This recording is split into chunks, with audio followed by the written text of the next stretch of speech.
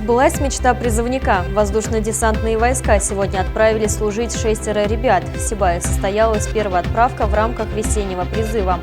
От социального иждивенчества к гражданскому самосознанию в Сибае прошла школа местного самоуправления. В чем секрет счастливой семейной жизни? Своим рецептом делятся юбиляры Мусины, отмечающие золотую свадьбу. Теперь об этом и другом более подробно. В эфире выпуск новостей, в студии Наиля Ахмедшина. Здравствуйте. Еще 1 апреля в России стартовал весенний призыв граждан на военную службу. По плану всего в ряды вооруженных сил страны будут призваны 142 тысячи человек. Из них чуть более 5 тысяч из Башкортостана. Сегодня в Сибае состоялась первая отправка в торжественной обстановке. В армейскую жизнь проводили 6 ребят. Ивану Сидорову 24 года. По армейским меркам возраст уже достаточно солидный. Тем не менее, завершив учебу в университете, юноша, не раздумывая, принял решение идти служить в армию. Я закончил институт, после института призывают в армию. Я с чувством долга отдал, пошел в армию вот так вот. Не стал заморачиваться, поступать в аспирантуру, а сразу пошел в военкомат, получил повестку и стал ждать числа первой отправки. В войска надеюсь, попаду в ВДВ. Уже по традиции первая отправка юношей в рамках каждого призыва проводится в торжественной обстановке. Музыкальное сопровождение обеспечил духовой оркестр Сибайского колледжа искусств. Как отмечают в военкомате, количество призывников в последние годы остается примерно на одном уровне. Волнений нету. С полной уверенностью. Да, иду с полной уверенностью. Не было практики, я прыгал с парашюта в городе Кумертау. Учился в кадетской группе. Всего на службу в вооруженные силы страны в весенний призыв отправится 146 юношей из Сибая и Хайблинского района. Основная часть, более 70%, в сухопутные войска. Также поставлен план по отправке призывников в войска Национальной гвардии, ВДВ, ракетные войска стратегического назначения и другие. Призыв у нас начался 1 апреля 2017 года. На данный момент уже более 200 ребят прошли мероприятия, связанные с призывной службой. Из них более 120 уже призваны на военную службу. То есть принято решение о призыве на военную службу. Сегодня у нас состоится первая отправка. Первые 6 призывников у нас направляются на сборный пункт. Они будут служить в воздушно-десантных войсках. Свои пожелания сегодняшним призывникам высказали приглашенные почетные гости. Ветераны боевых действий отметили, что с каждой отправкой в глазах ребят появляется все больше осмысленности. Это говорит о том, что нынешнее поколение готово идти в армию и понимает, что ему предстоит. Представители духовенства пожелали служить с Богом в сердце и верить в свои силы. Армия – это школа жизни, место становления настоящего мужчины, защитника своей родины. Тот факт, что наша армия является одной из самых мощных в мире, делает службу еще более престижной. Это очень важный и ответственный день для каждого из вас, потому что служба в армии для каждого мужчины всегда занимала особое место в его биографии. Отрадно, что с каждым годом растет военно-патриотический дух среди молодежи, повышается престиж военной службы. И, как вы знаете, армия всегда есть основным базовым звеном любой страны. Главное нововведение весеннего призыва – впервые в истории российской армии солдаты смогут отдохнуть в светлое время суток. Распорядок дня теперь предусматривает дневной сон. Кроме того, в этом году каждый призывник получит сумку с предметами личной гигиены.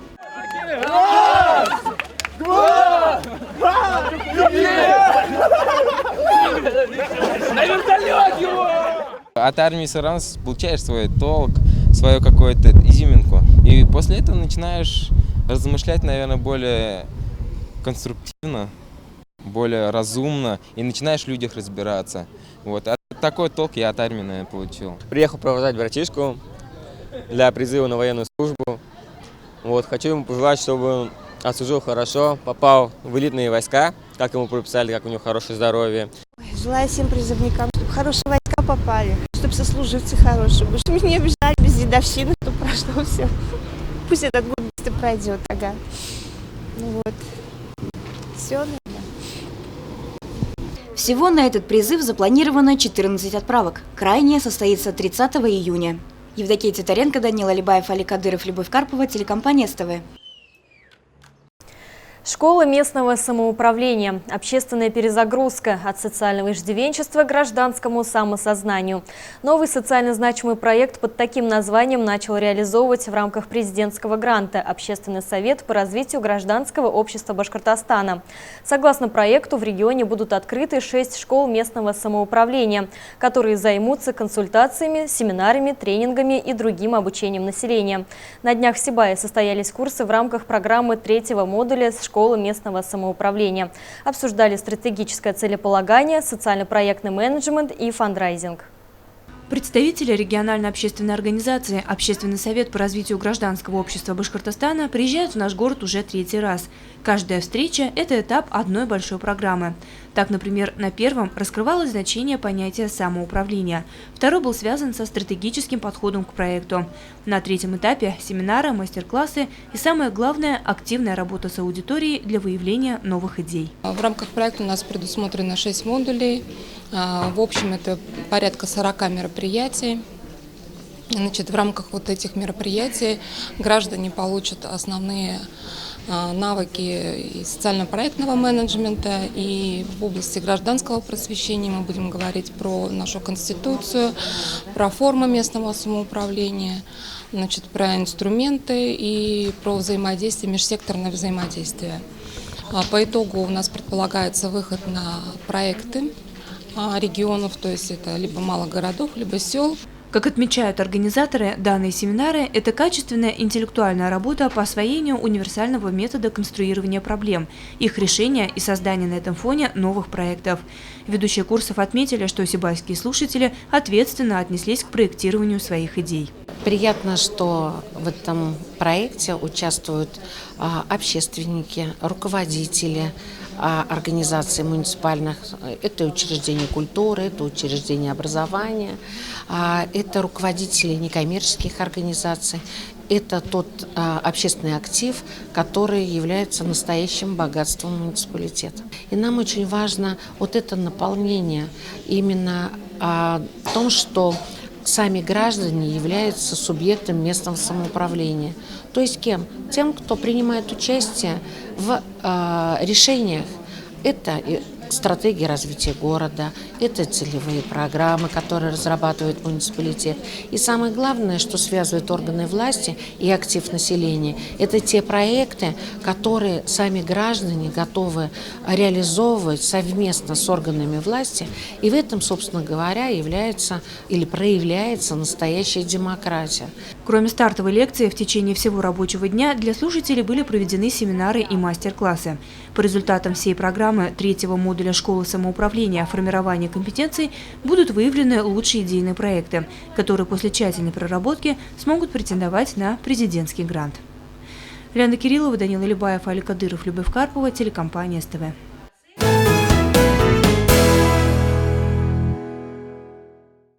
На днях в сквере 30-летия Победы прошла акция «Посади дерево». Юные армейцы совместно с общественной организацией «Вперед Сибай» обновили зеленое насаждение аллеи славы. В год экологии каждая общественная организация считает своим долгом внести свой вклад в улучшение экологической обстановки.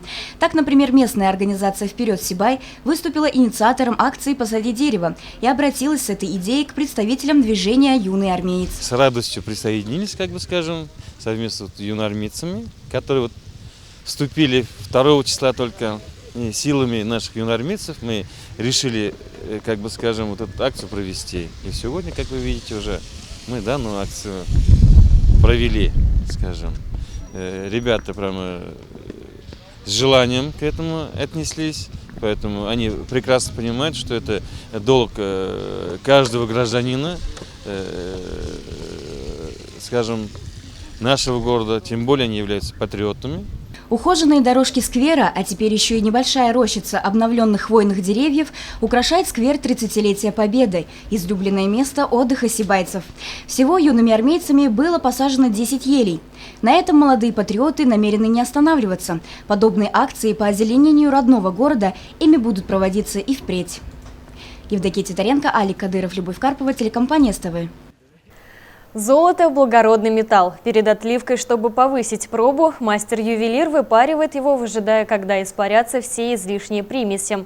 Так и в семейной жизни. Чтобы союз любящих сердец заблистал благородным блеском, супругам необходимо пройти многолетнюю подготовку, проверку огнем и водой, подгонку и шлифовку. Семейный союз Гульнур и Асхата Мусиных без тени сомнений можно назвать истинным образцом такого ювелирного мастерства. В грядущую субботу, 13 мая, супруги отметят золотой юбилей – 50 лет совместной жизни.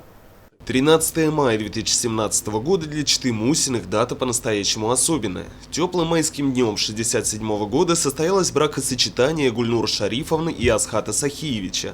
В грядущую субботу ветераны совместной жизни отметят золотой юбилей – 50 лет совместной жизни. Они, дети войны, воспитанные на примере трудовых подвигов миллионов своих соотечественников, встретились в нежном возрасте 25 лет и с тех пор оставались неразлучны. Он крепкий и осанистый парень, она красивая утонченная девушка. Затягивать с бракосочетания молодые не стали, узаконили свои отношения уже спустя полгода после знакомства. Вот поженились в 1967 году, в мае, я говорю, пойдем, подружка, за год будем жить вместе. Воспоминания об этом знаменательном событии навечно запечатлелись в памяти супругов. Вокруг только самые близкие и верные друзья. Все да нельзя просто и скромно. И именно в этой простоте заключалась искренность, переполняющая неподдельным торжеством молодые сердца, заставляющая их биться в унисон. Тогда даже не продавались цветы, нигде, даже нигде не продавались.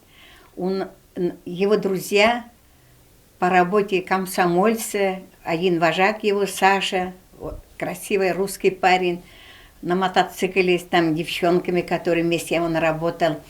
Они уехали за цветами, за полевыми цветами. Полные охапки цветов принесли. Мы, когда уже находимся, уже 40 лет стояли.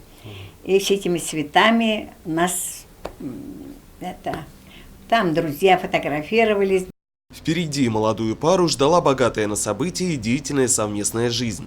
Асхат Сахиевич, сварщик по специальности, скоро занял должность бригадира, а в разгар трудовой деятельности также принимал активное участие в общественной жизни города в качестве депутата городского совета. Гульнур Шарифовна, имея среднее специальное образование, дослужилась до почетного во все времена звания инженера. Их добросовестный труд был отмечен множеством наград и благодарностей, но главное достижение, как признаются сами супруги, это большая, дружная и крепкая семья. Одно на всех – общее счастье. Этот стимул поддерживал и служил незыблемым ориентиром на всем пути супружеской жизни четы Мусиных. Получали тогда маленькие зарплаты, 62,50. 62,50. Вот хоть я техникум закончила, вот такая зарплата была.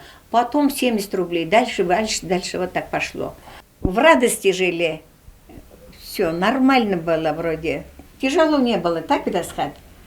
Я не видел, что тяжело. Мы дали слово себе. Сами не могли учиться от тяжелой вот такой жизни. Детям дай только учебу. Но образование дать. Но они даже до такой степени они были сильные на учебу.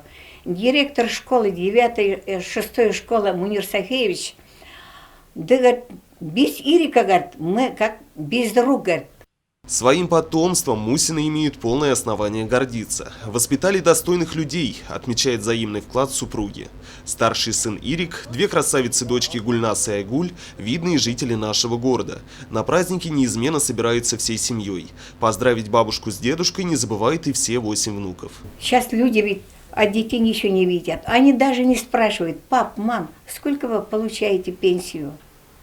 Они, когда приходят своими гостинцами, вот 9 мая, вот на днях позавчера, охапками пришли, все трое пришли, праздник устроили, большой стол поставили, дети, внуки, все тут. Так хорошо было, когда их нет, не знаю нам как жить, вот поэтому они никуда не уехали. Секрет семейного счастья юбиляры формулируют просто. В семейной жизни важно проявлять терпение, понимание и мудрость. Я, конечно, быстро обижаюсь, но я быстро отхожу, быстро. Я не могу молчать долго друг друга. А я их сразу останавливаю, хватит, уже сидит, уже в глазах слезы начинают. Нет, конечно, сохранять мы старались, чтобы дети, чтобы не видели такое никогда. Горе, чтоб не видели. Потому что тут обижаться его нечего. Он у нас как крепкая стена он был. 50 лет – это целая жизнь. В день золотого юбилея соберутся родные и близкие люди, чтобы искренне поздравить виновников торжества, а кто-то из старых друзей, как и полвека назад, придет с охапкой полевых цветов. Поздравляя юбиляров от лица телекомпании, мы от всей души желаем уюта, душевного спокойствия и долгих лет семейного счастья. Ринат Музафаров, Радмира Сингулов, Гульгина Раскильдина, телекомпания СТВ.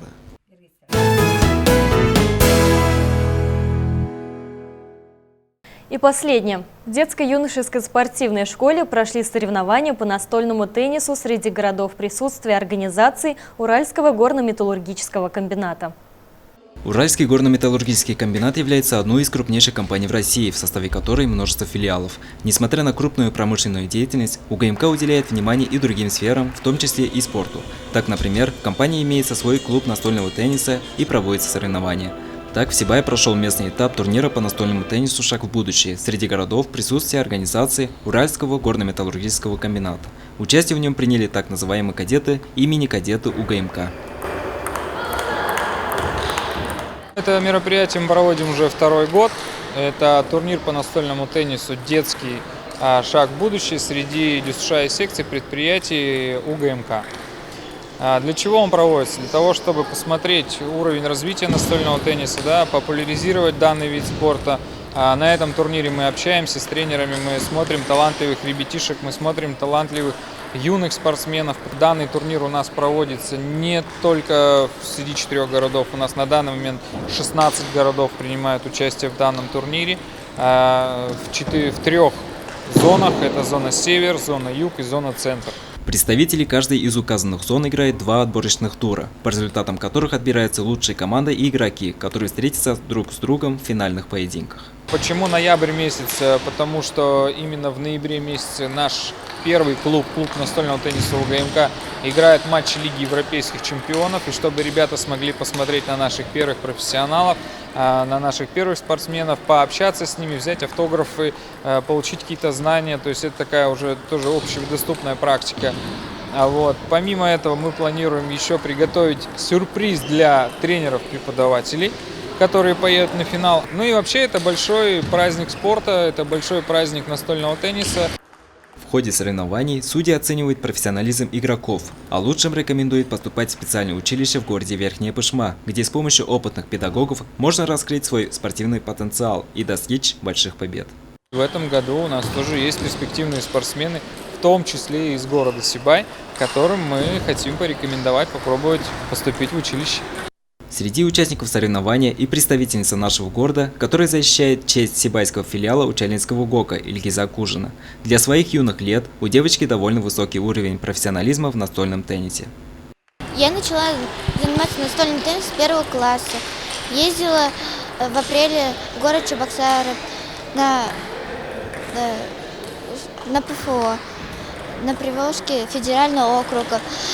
И прошла отбор на первенство России. Сейчас готовлюсь на первенство, которое пройдет 12 по 16 мая. Я хочу выиграть первенство России и попасть в сборную России. Кужина Ильгиза у нас впервые в истории Республики Башкортостан отобралась на первенство России до 13 лет. Она с 1 класса буквально сразу она у меня с сентября пришла, и сразу я видел, что перспективный ребенок, то есть занимается, и есть понимание у родителей, это тоже немаловажно. Вместе с Ильгизой участие в сибайском этапе турнира приняли еще 44 человека. Общее же количество участников на всех зональных этапах – 168 детей.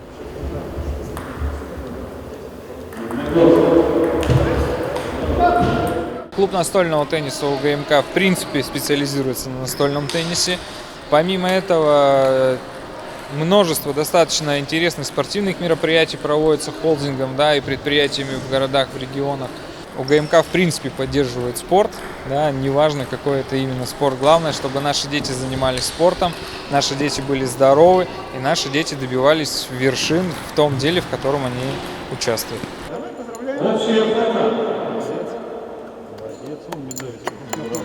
Места в личном и командном зачете определены. Победители зонального этапа теперь вплоть до зимы будут тренироваться и готовиться к финальным играм, которые организаторы планируют провести в ноябре текущего года в Верхней Пышме.